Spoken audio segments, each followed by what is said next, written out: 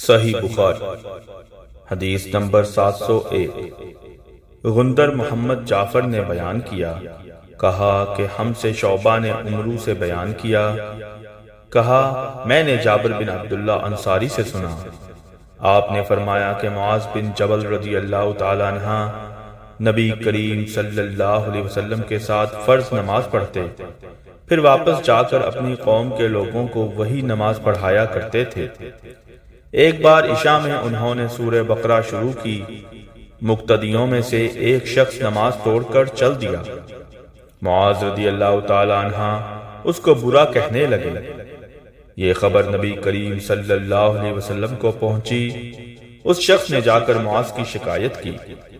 آپ صلی اللہ علیہ وسلم نے معاذ کو فرمایا، تو بلا میں ڈالنے والا ہے، بلا میں ڈالنے والا، بلا میں ڈالنے والا 3 بار فرمایا، یا یوں فرمایا تو فسادی ہے، فسادی، فسادی۔ پھر آپ صلی اللہ علیہ وسلم نے معاذ کو حکم فرمایا کہ مفصل کے بیچ کی 2 صورتیں پڑھا کرے۔